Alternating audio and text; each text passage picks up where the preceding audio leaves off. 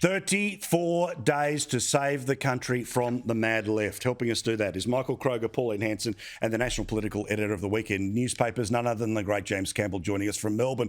Now, James, you're an old raver from way back, and I could see you getting your groove on. I mean, DJ Albo, he's got all the hits. He really does, but I don't think you need all that technology to cue up an old Billy Bragg record, and that's what Albo, probably puts on when he's in the quiet of his own digs. Correct. All right, let's have a look here at the latest polls because they do show us that the first week of campaigning has been noticed by Australians, despite the lefty defenders of Albo saying, no one's really paying attention. Pauline, he's down 7%. People know he's not up to this, and it's only going to get worse. Of course, and it's been shown that in this last week where he couldn't answer the questions, he blundered through it. You've been quite evident with it in your opening statements, and the people are starting to wake up. Look, the people are fed up with the major political parties, and this is why they both have lost the numbers. And when you look at 34 or 36 or 35% what they're polling now, it shows there's a huge percentage of Australians, 30%, that don't want to vote for either of the political parties and are looking at the minor parties or independents to vote for. Paul, it's hard to say which way it's going to go now. I think Anthony is going to continue to blunder through it for the next few weeks, every policy that they actually come out with. But also he's got to... look, he can't hold government. If he's going to hold in the lower house or in the Senate and he wants to be government, he's going to have the Greens or the independents with him. Now, the Greens are going out there making all these economic promises, and they're going to spend all this money, and the Greens, I think, are over $200 billion at the moment. What is he going to do with trying to comply with the Greens to get their vote to actually, come forward with all these policies the Greens are putting forward? He has to come clean with this. How does he intend to actually get the Greens on board with all their funding, what they want done, all the promises that they want? I think the people should know, where is the money going to come from? Also, Michael Kroger, at the heart of this, the plan for Aussie Joe Biden was for him to be able to slide in because everyone hates Scott Morrison. Well, can I show you some footage from the Easter show? Difference between Albo when he went last week is he went into a pavilion, they closed the door so no normal people could be near him, versus apparently the hated Scott Morrison running around with a whole bunch of cattle, fair enough, but not many boos, no yells, no eggs, no carry-on, hardly the 10-point flame out. But let's not muck around here. If it was held today, it's still Labor minority government. Yes, they're still in front, but their numbers are clearly sinking, as we've seen from that poll tonight. Look, fourth terms are very hard to win, as we've seen in the past. Only, Bob Hawke and John Howard have done it since Menzies. But, mate, I've never seen anything like this. Even I'm gobsmacked. I mean, by the way, I heard the question from Melbourne. I heard the full question from Melbourne. So I don't know. He was 2 feet away. I've never seen anything like this. It's gobsmacking. It's unbelievable. It just shows you this guy was not prepared. Samantha Maiden said it well this morning on TV when she said, this guy's had such an easy run from the Canberra Press Gallery over the last 2 years that he thought it was just going to be a continuation, going to be a 6 weeks coronation. And he's got hard questions. He's skin deep. He's clearly not up to the job.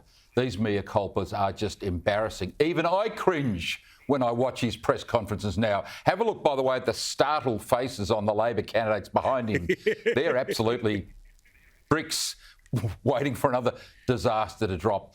But it's too late to change the leader. They're stuck with Albo. They can only really go to Bill Shorten. They can't do that. It's just not possible to even do that. People raised it with me yesterday as I was handing out material for the great Katie Allen and Higgins. And that's not possible, right? That's not going to happen. They're stuck with Albo. And this is 1 week.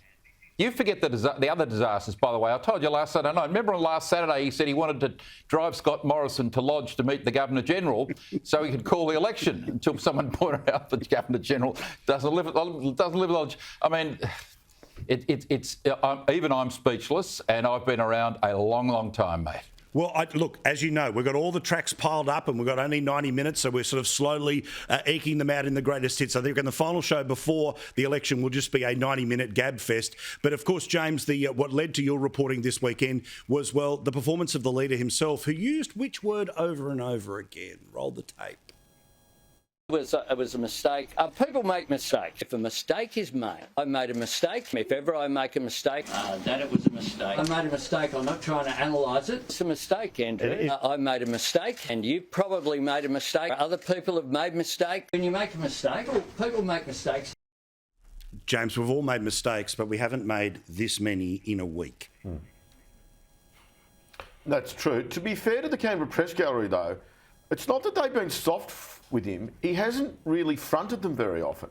The number of full press conferences he's done in Canberra in sitting weeks in front of the full gallery in the past couple of years is not that many. He tends to appear on TV, out in the Central Coast somewhere where you've got the local press and maybe someone from Win TV or the local TV stations.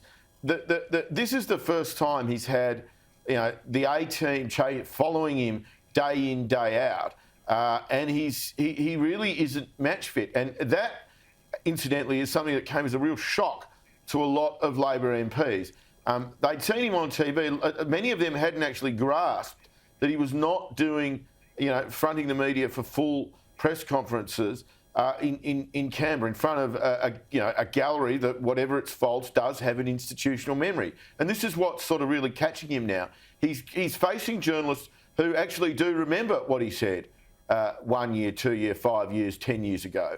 And he's really struggling with it. Now, also, I mean, in your reporting, you quoted, I love this bit, that Labor supporters are taking down signs right now. Now, again, I think if there's an election this weekend, we are still dealing with him as the Prime Minister because they end up getting to be the minority, but they're not going to have one or two. They're going to have to go shopping to 4 or 5 independents. But are Labor people, are they just PTSD'd from last time, or they actually think, no, this bloke, I don't want to be seen to publicly backing him in? Well, I think that what I was writing there was that's a genuine, it's a real event that's happening inside the Labor Party. Not so much in the membership, perhaps, but its base. People who vote Labor, progressive, they like to see change. They like a big agenda. The final straw for a lot of people last week was quietly burying the idea that they would have a review into how much people get paid for the dole. That seemed so pathetic to a lot of Labor people who, they thought the very least you can do is have a review into it. The fact that he wasn't even up for that has infuriated the Labor base. A lot of Labor MPs, particularly in the inner cities, have been inundated with emails from angry supporters saying they don't really understand what on earth you people stand for anymore.